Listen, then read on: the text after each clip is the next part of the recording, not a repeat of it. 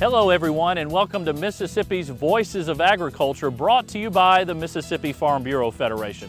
This edition, you may be familiar with the TV show Shark Tank, where investors and small business owners pitch their ideas for a chance to turn their dream into a reality. We'll take you to Mississippi State University, where rural business owners got their chance in front of some big money investors thanks to a former United States Department of Agriculture director. We'll explain. So the challenge many times is introducing investors to non-technology opportunities, a little bit smaller scale opportunities, but ones that are still very good investments and very good businesses. Then to Hattiesburg, where local teachers pick up new ideas for their students from hands-on experience in Farm Bureau's Ag in the Classroom Summer Workshop. Plus, a look at a unique summer camp for teens aimed to keep them safe on the farm and off. Safety first. And the sights and sounds from one event that is absolutely Mississippi will take you to the final day of political speeches at the Neshoba County Fair. Those stories and more after the break. We're here on South Farm on the campus of Mississippi State University, where officials here are concerned about the rural economy, specifically those small businesses who want to make it big. One problem: investors are usually far from those small town squares. Well, that may not be an excuse anymore. Mississippi is rural. There are no big cities around here, but that's the charm of the Magnolia State. Driving from one town to the next, you're liable to find restaurants, shops, and businesses you never knew were there. But what makes Mississippi so interesting can be bad for business owners. Businesses need customers and cash flow to keep going. I own a company called No Time to Cook, and we are a frozen casserole company. We manufacture southern casseroles like chicken and dumplings, chicken and dressing, chicken pie. I started the company out of my home. A bread bakery is a difficult business anywhere, and I knew I would have to figure out how to make it work and not feel locked into any one path. Both Karen and Troy have ideas to grow their businesses. Now they're looking for investors to help make their ideas better. The Rural Opportunity Initiative is an effort to recruit the private sector to invest more in the rural economy. Matt McKenna created the Rural Opportunity Initiative during his time with the U.S. Department of Agriculture. He found there's some federal and government dollars for rural investments, but not nearly enough. That's when he turned to the private sector to show those investors there is potential in rural areas. So the challenge many times is introducing investors to non-technology opportunities, a little bit smaller scale opportunities, but ones that are still very good investments and very good businesses. And that's really our job today here in Starkville, is to have a forum where some of those smaller businesses can tell their story to the investors and hopefully have a match. That's great news for business owners and product creators like Karen and Troy. They get to present their ideas and business models to people who want to and can invest, if they like the idea. We have one firm coming over here from Birmingham, one from Memphis, we have one from Denver, we have one from Chicago, and one from New York. So we are able to get a national audience for these opportunities. Karen Kerr's No Time to Cook casseroles are sold in Kroger and through food distributors, but to go to the next level, she will need more money. We have been challenged with getting in front of the right investors. We've kind of been searching down some rabbit trails with that as well, but I'm realizing here this is the group we need to be pitching to. This workshop is even helpful for established companies like Hugh Arant's Delta Blues Rice. Arant says they are still growing and learning new areas to build on. Where we've really gotten an education is through trying the publicity, the people getting to know your name. We've done a few things that didn't work, just like every business does. So we're getting there, and we feel real comfortable about where we are, and hope that you can't ever tell. Bill Gates may walk in one day and say, how about selling to me? And we'll say, is this a trick question or what? For Troy Durango, he's branching out from his Starkville bakery to specialty crackers made from grain left over after the craft beer making process. He says he owes a lot to his rural roots. In a way, Mississippi and being in a small town is a great incubator, as long as you can also see the rest of the world is out there, and how do you make sure what you start is going to turn into something that can continue that growth.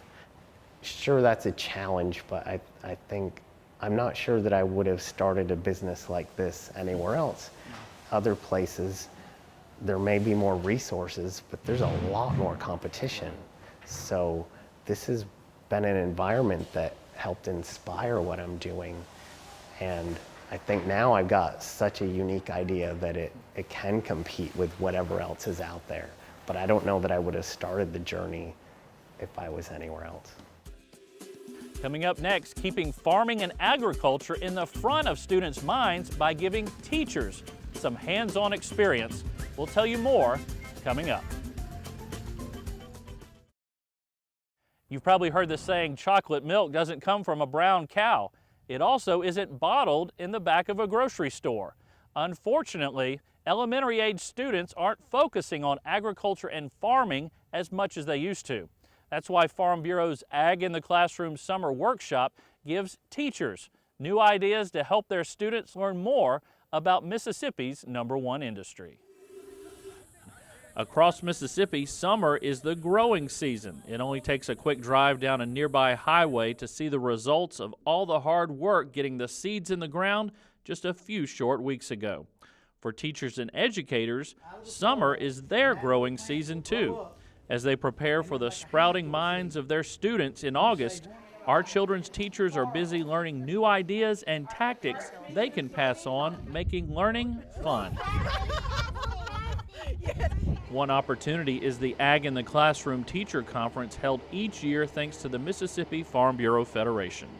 Well, this is my second year doing this, and I came back because it was so great last year, and I learned so much that this past year I was able to use a lot of that in my classroom. Jennifer Mattingly makes agriculture a staple in her kindergarten classroom at Copiah Academy in Gallman. Ag has a big impact on her students. Personally, I raise chickens. You know, I have, well, they're my pets, but I have chickens. So, you know, I'll bring eggs to school and show them. They've seen pictures of my chickens. I have fruit trees, stuff like that, and I talk about that in my classroom, and I bring them pictures. And, you know, at the end of the school year, I had one parent tell me that because of me, her daughter now wanted a pet chicken and loved eggs. And so, I mean, it's great to see that. Education and teachers become the link for farming and agriculture to the home. If I can instill them or encourage them to try a few things, then that makes it not only meaningful to them, but they're going to share it with their siblings, their families, and hopefully be better stewards of the world that God gave us. Lagatha Kay grew up on a cotton farm. She says it's her duty to introduce agriculture to her 3rd and 4th grade girls at Morning Star Academy so they can know more about the state in which they live. You have to build a base, and in the study of Mississippi, what is it that Mississippi grows that makes Mississippi an agricultural state? And how can we relate to that? And by tasting, sharing, visiting, the children grow up then to become proud of their state and the important contribution that the state makes, not only just to the state, but to the world. The conference offers a day in the classroom and a day on the farm. Each attendee earns continuing education units, but so much more. We want them to know what is available local for them, that they can do field trips with their children. They can take it back to the classroom and hopefully share some of the information that they've learned this summer with their students. On this day, teachers and organizers dodged afternoon showers, but visiting one of the largest nurseries in the state, tasting blueberries from the actual farm where they were grown, and hearing from the men and women who work these fields gives teachers plenty of ideas to take back to their students. But these teachers believe what they learned this week will go beyond the classrooms and could have life-changing consequences. Oh, they could even take it home. let their parents see, look, I made this small garden box, look what we could do with a bigger, maybe a pallet or something, and grow their own vegetables maybe at home. Especially if they don't have a lot of income, it could help with the income of their parents and have food on the table for their siblings. I know, like my father, my grandparents, I come from a long line of farmers. So it's very important to me. We own chicken houses, cows, and you wouldn't believe how many students I have that have never seen a cow, never seen chickens. So this is something, I mean, I grew up in this, but coming here, I was able to learn a little that I had no idea myself, and I've been surrounded by it my entire life. So I'm hoping that I can bring more to the table for my kids and teach them about our country, our land, so that they'll have a love for it like I do. To learn more about our Ag in the Classroom Conference or ways to teach farming and agriculture in your classroom, check out our website at msfb.org and search Ag in the Classroom. After the break, flooding along the Mississippi River is a serious threat to farmers. You'll see how Farm Bureau is working to solve the issue. In this part of the state, flooding usually isn't a concern, but along the Mississippi River, farmers discuss daily ways to keep the mighty river from ruining their hard work. Those floods come almost yearly now, but this time, discussions include someone who can literally hold back the river. The Mississippi River overflowing its banks in southwest Mississippi has been a part of farming here since the first settlers staked their right to this land back hundreds of years ago. But farmers didn't have to worry about their land and commodities and their way of life being threatened as often as they do today. When I was a young man, we had a backwater every once in a while. In '73, we had a water as big as the 27 flood, and that was a big deal. And my uncles and my father, Mike McCormick's dad, he's one of my uncles, they said, you need to look at this because you'll never see it again. Okay, that was 57 foot on the Natchez gauge. Well, we had 57 foot on the Natchez gauge in February, March of this year. You know, we're getting flooded more and more. We've had a flood 8 or 9 out of the last 10 years. Because of the frequency of the flooding, Farm Bureau has approached state and federal officials to start discussions about what can be done.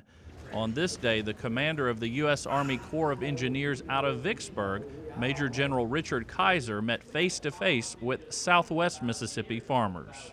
And we go up and down the river and we hear testimony from people who are affected by the river. And then we take that testimony and try to figure out what is the best solution for our country and for the river. And you can hear about something, but until you get on the ground and see the lives that are affected, it's different. So this was a great visit, and I really appreciate what everybody, the farmers, do around here. On this tour, General Kaiser and his team heard plenty about what is taking place. Currently, plans are in the initial stages, plus an amendment to the Farm Bill is up for discussion to create a committee to study the flood-prone area and report back with its findings. Still, neither option calms the fears farmers have of losing another crop. We got people working with us, and eventually the Corps of Engineers will solve this problem. The river's filling in, and they're trying to control it with earthen dams. And if the river fills in enough, you cannot control the flow of the Mississippi River between two earthen dams. We've either got to deepen the channel or divert the river to Morgan City or do something, and they're gonna, in a few years, they'll get that done. But we've been farming that bottom since the 1800s, and I don't want to go broke while they're trying to solve that problem. And that's why Farm Bureau is involved, to bring leaders straight to the people who stand to lose everything. We've identified a problem. They understand that it is a problem and that they're willing to work on it. Now, I don't think tomorrow we're going to get this fixed, but I do think at some point down the road that we'll come up with an answer where everybody can live along the river and farm and raise their families here. Coming up next, what does the city of Natchez, your county Farm Bureau, and our state's roads and bridges have in common? I'll tell you after the break.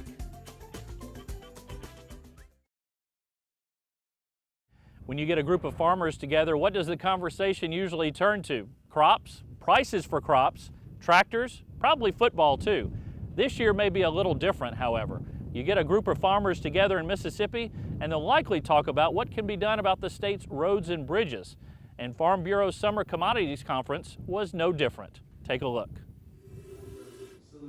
Piggybacking off the Summer Commodities Conference, County Farm Bureau presidents and board members assembled in Natchez, Mississippi a day early to hear from Federation staff and experts about keeping the county offices running smoothly. It's good to hear, according to the men and women in this room, but it's also good to catch up with other members from across the state. You can't ever learn too much. The Farm Bureau and the Extension Service and things, you know, they do so much to help us, and I think when they have something to say, you know, you ought to take time to listen. We discuss what has gone on within our county. Some has great ideas for handling them. We can incorporate that in other counties and take care of the problems that arise. We want to get them all together, talk about what's happening in their counties, let them spread the good words about what they're doing right, get other county farm bureaus involved with some of the things that they're doing. Also talk about some of the issues that we might be having. While this meeting is focusing on the internal workings of the County Farm Bureau, the membership couldn't help but focus on some of the outside issues farmers are facing across Mississippi and the nation. There are still many unanswered questions when it comes to trade and tariffs, rural broadband, the 2018 Farm Bill, and roads and bridges in the state, all potentially affecting a farmer's bottom line. We are worried about trade and the broadband. We have a big problem with with the county on the bridges, roads and bridges. So that's what we have 11 bridges out now, and we're trying to get some money from the state to help rebuild them. And I'm actually a county supervisor with the county too.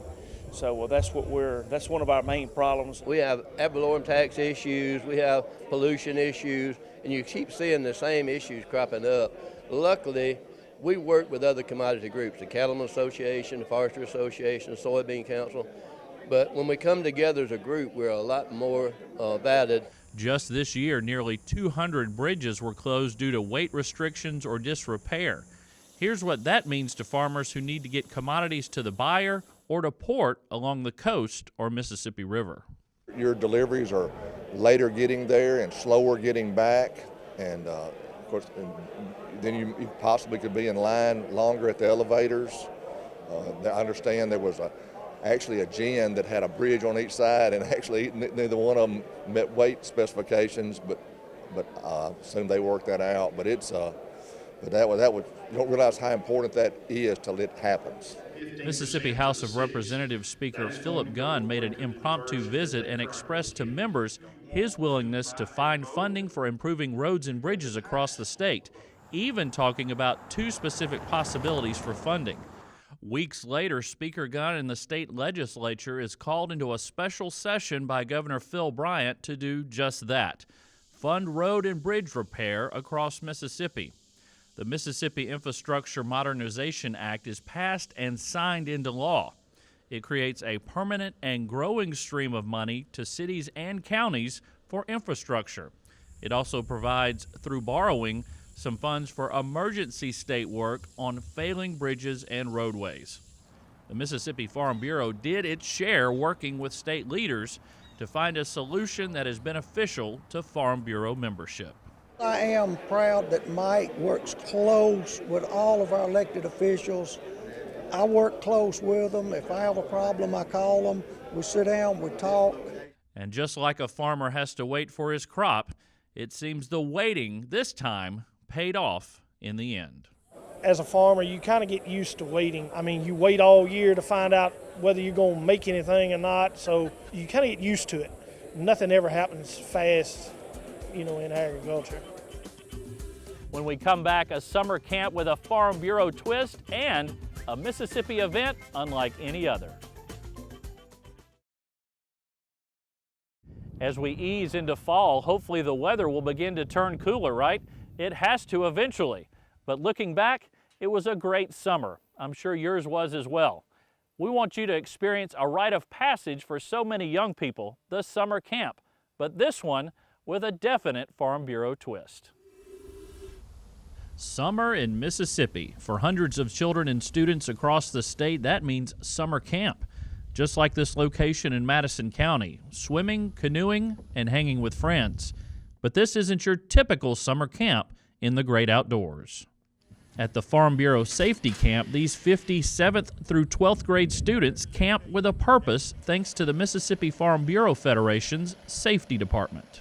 I'll have to admit, I didn't know exactly what was in store when I first started, but the kids really enjoy it, and we kind of touch on everything. We have wildlife exhibits from helicopters flying in to our safety guys, myself included. We put on presentations through the week, and there's always some social time for the kids.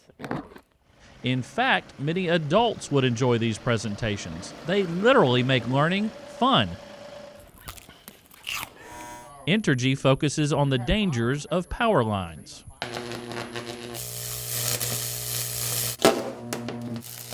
They don't call it arcs and sparks for nothing. Then there's the distracted driving course.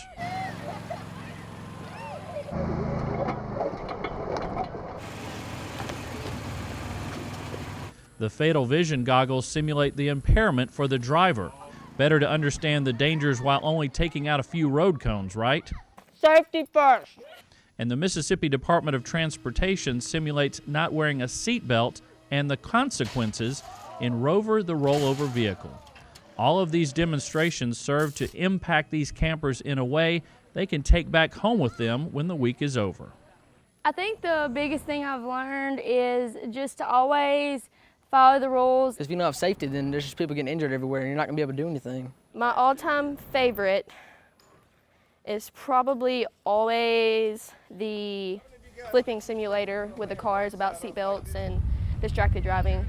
For Carroll County's J.C. Taylor Eldridge, this is her third time at Safety Camp, an experience she looks forward to every year. First of all, it's just very interesting, and second of all, it's super fun. So that's why I continue to come back. Mississippi is home to over 35,000 farms, with nearly all of them being family-run operations. We also know farming can be extremely hazardous to those working around equipment and animals. Plus, you never know what you might run into on a farm. At Safety Camp, our experts try to introduce these campers to some of those dangers. But Farm Bureau wants our young people to be safe off the farm as well.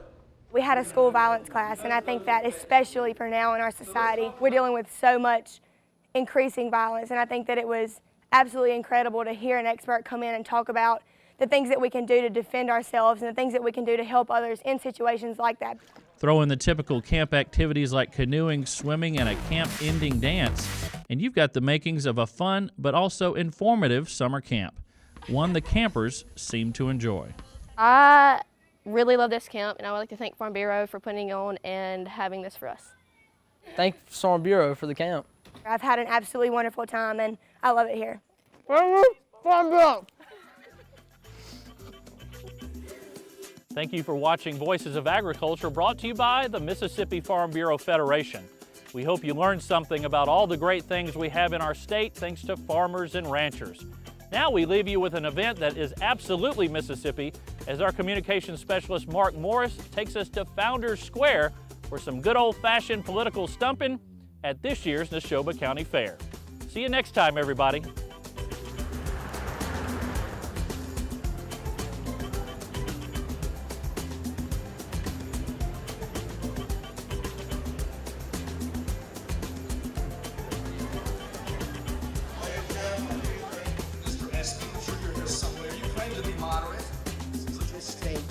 Then I can count. Even if the Democrats win,